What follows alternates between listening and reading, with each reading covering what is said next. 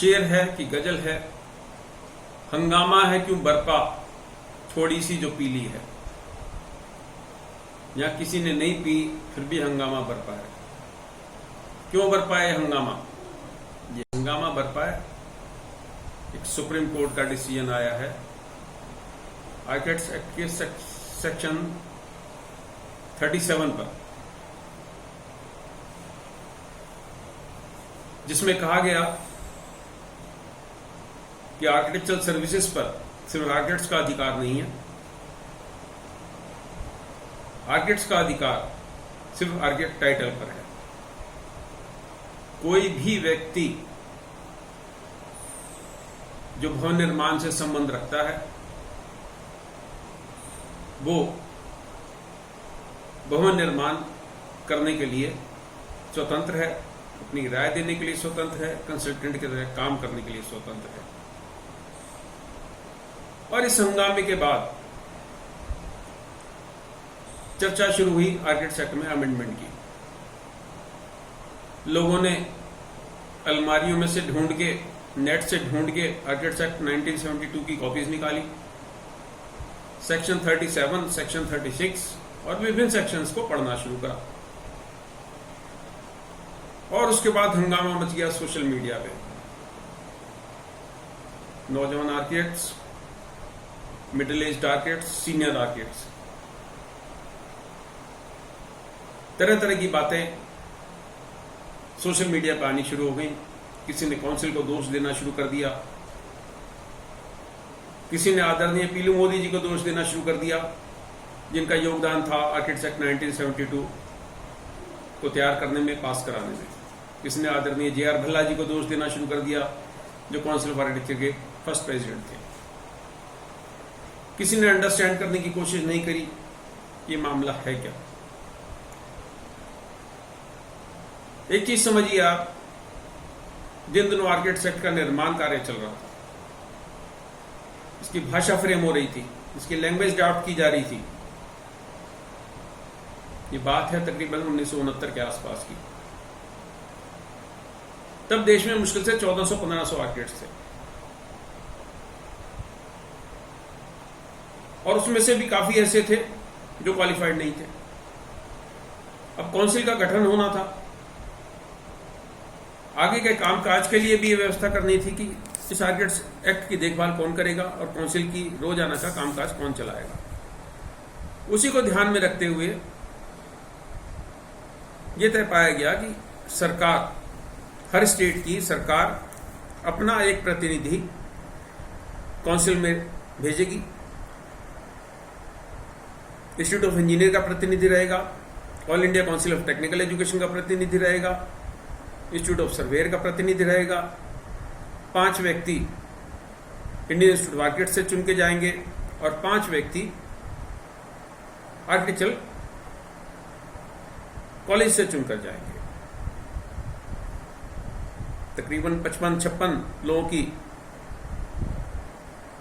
व्यवस्था रहेगी काउंसिल के जो मेंबर रहेंगे, और उन मेंबर्स में चुनाव होगा, जो प्रेसिडेंट का, वाइस प्रेसिडेंट का चुनाव करेंगे, और एग्जीक्यूटिव काउंसिल 5 सदस्यों की गठित होगी।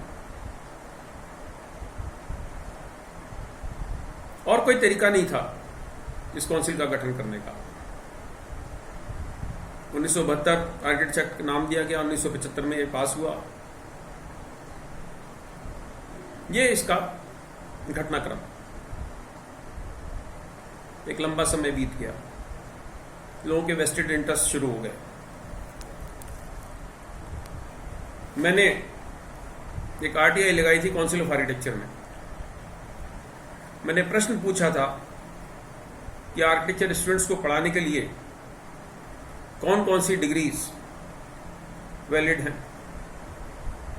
स्पेसिफिक प्रश्न पूछे थे, क्या ये डिग्री मास्टर ऑफ आर्किटेक्चर या बैचलर ऑफ आर्किटेक्चर को पढ़ाने के लिए वैलिड है कि नहीं है।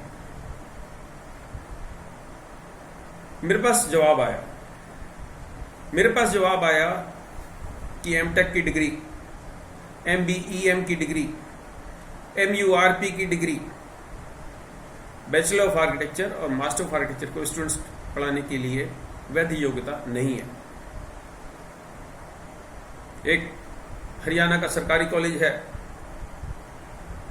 वहाँ की एक प्रोफेसर साहिबा के पास डिग्री है, ऑस्ट्रेलिया की पीएचडी।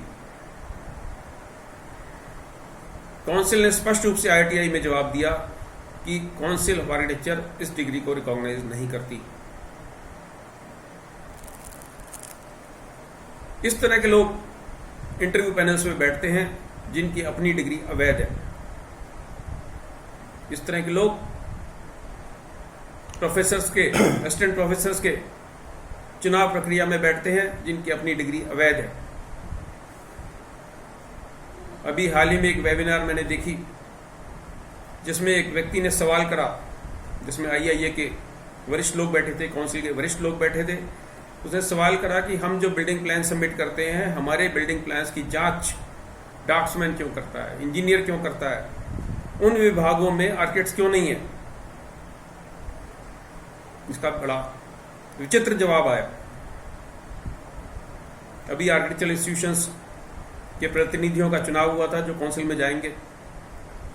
एक सज्जन, विद्वान सज्जन हैं, उम्रदराज हैं, उन्होंने जवाब दिया। वो जगह जगह इंटरव्यू पैनल्स पर बैठते हैं और आर्किटेक्ट्स और प्लानर्स वहां अप्लाई नहीं करते। 20 पोस्टें होती हैं, 2 या 3 लोग अप्लाई करते हैं। ये झूठ बात है। इसी तरीके का तर्क देते हैं आर्किटेक्चर कॉलेजेस वाले। वो कहते हैं कि हमारे को अच्छे योग्य शिक्षक नहीं मिलते। ये झूठ बात है। एक सरकारी कॉलेज में इंटरव्यू में असिस्टेंट प्रोफेसर के लिए इंटरव्यू था और उससे एक कैंडिडेट से सवाल पूछा गया, मॉड्यूलर ब्रिक का साइज क्या है? ऐसा व्यक्ति जिसके पास BArch की डिग्री है सरकारी, मास्टर ऑफ आर्किटेक्चर की डिग्री है सरकारी, आप उससे सवाल पूछते हैं मॉड्यूलर ब्रिक का साइज क्या है? ये शुद्ध रूप से उसको अपमानित करने का आपका एक तरीका है। आपने तय कर लिया कि आप पढ़े लिखे लोगों को, समझदार लोगों को, क्वालिफाइड लोगों को नहीं लेंगे। जो आपकी जी हजूरी करेगा आप उसको चुनेंगे। जब इंटरव्यू पैनल पर वो लोग बैठेंगे जिनकी अपनी डिग्री फर्जी है, सरकारी कॉलेजों में वो लोग इंटरव्यू लेते हैं जिनकी अपनी डिग्री फर्जी है, और ये बात उन लोगों के संज्ञान में होती है जो काउंसिल के नुमाइंदे वहां बैठते हैं। इन फर्जी डिग्री वालों के खिलाफ मैंने शिकायत दर्ज करी, वहां के वाइस चांसलर को, काउंसिल ऑफ आर्किटेक्चर के प्रेसिडेंट को। वो शिकायत आज भी लंबित है। बार बार चर्चा होती है आर्किटेक्ट एक्ट में अमेंडमेंट कर दें। बार बार ये चर्चा होती है कि आर्किटेक्चरल सर्विसेज अगर इसमें जुड़ जाती सेक्शन 37 में तो ये कठिनाइयां नहीं आती। बार बार चर्चा होती है कि रीबा में ये होता है, AIA में ये होता है। हमें अपने स्टैंडर्ड्स को अमेरिका की तरह करना है, हमें अपने स्टैंडर्ड्स को ब्रिटेन की तरह करना है। हमारे बच्चे बाहर जाते हैं, उनको तकलीफ आती है। हमारी डिग्री इतनी बढ़िया होनी चाहिए कि विदेशों में उनको तकलीफ ना आए। शर्म आनी चाहिए उन लोगों को जिनके दिमाग में एग्जिट एग्जाम की परिकल्पना है। शर्म आनी चाहिए उन लोगों को जो कहते हैं सर्टिफिकेट ऑफ प्रैक्टिस का हम एग्जाम कंडक्ट करेंगे। शर्म आनी चाहिए उन लोगों को जो कहते हैं 5 साल पढ़े हुए आर्किटेक्ट्स को कुछ नहीं आता और हम एक एग्जाम कंडक्ट करेंगे जो ये तय करेगा कि इस व्यक्ति को सर्टिफिकेट ऑफ प्रैक्टिस देना है कि नहीं देना। IIA के वरिष्ठ लोगों के मुंह से मैंने सुना कि सब लोग तो प्रैक्टिस में नहीं जाते, क्या जरूरत है सबको सर्टिफिकेट ऑफ प्रैक्टिस देने की। आप लोग जब आर्किटेक्चर पास करके निकले थे, आपने कोई एग्जाम दिया था सर्टिफिकेट ऑफ प्रैक्टिस का, आपने कोई एग्जिट एग्जाम दिया था? क्यों आप लोगों का काउंसिल ऑफ आर्किटेक्चर में रजिस्ट्रेशन कर दिया गया?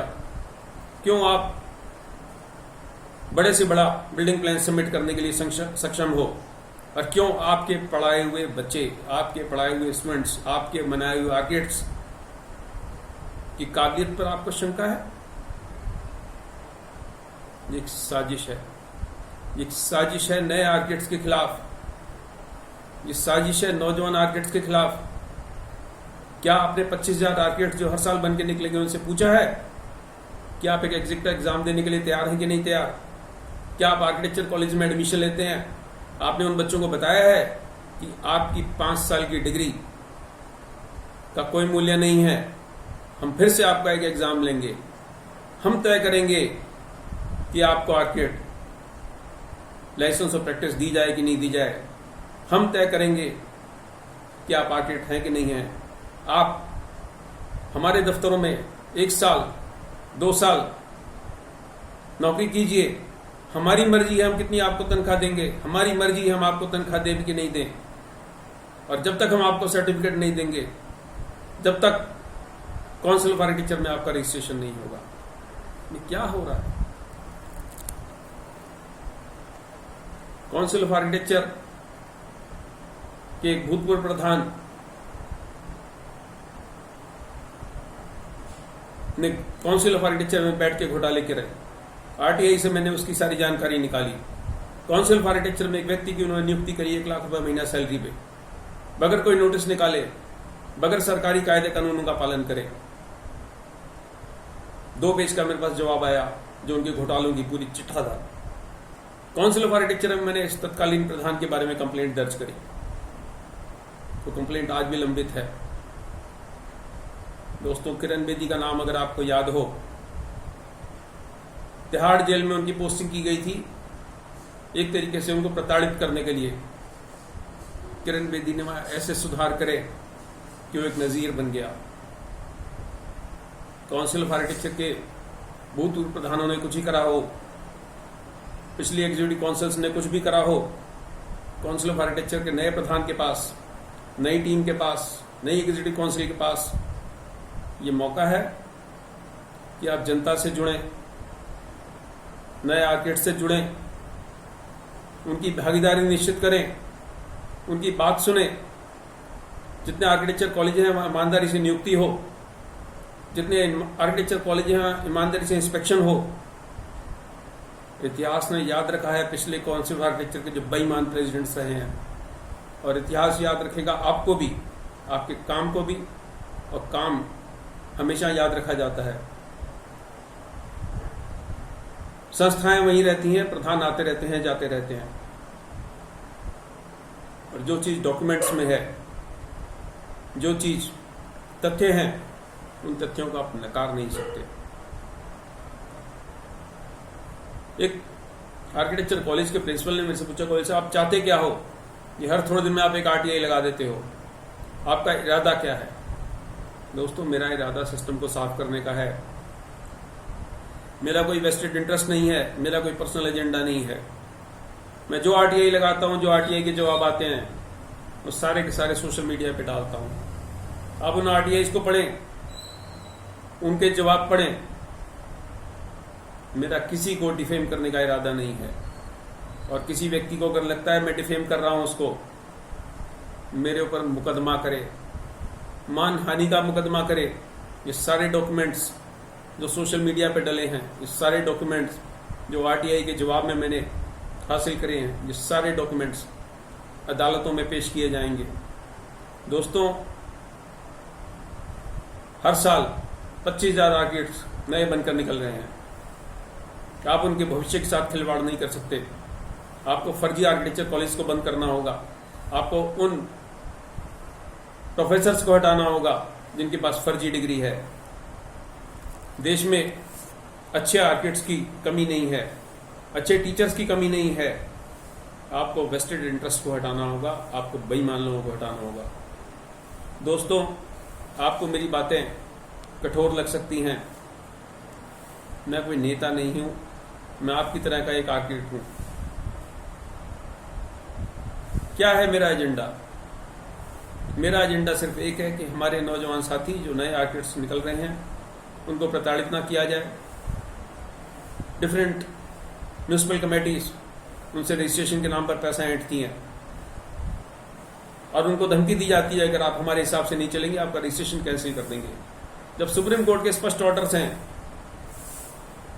कि जो व्यक्ति काउंसिल ऑफ आर्किटेक्चर से रजिस्टर्ड है उसको किसी स्टेट डेवलपमेंट अथॉरिटी को, म्यूनिसिपैलिटी को पुनः रजिस्ट्रेशन करने की इजाजत नहीं है, पर ये ऑर्डर आए हुए जमाना बीत गया। उसके बावजूद क्यों ऐसा हो रहा है कि इन स्टेट अथॉरिटीज को, डेवलपमेंट अथॉरिटीज को, म्यूनिसिपैलिटीज को इनके खिलाफ council of architecture contempt of court का मुकदमा दर्ज नहीं करती। दोस्तों, सिर्फ डिग्री हासिल करने से कुछ नहीं होगा।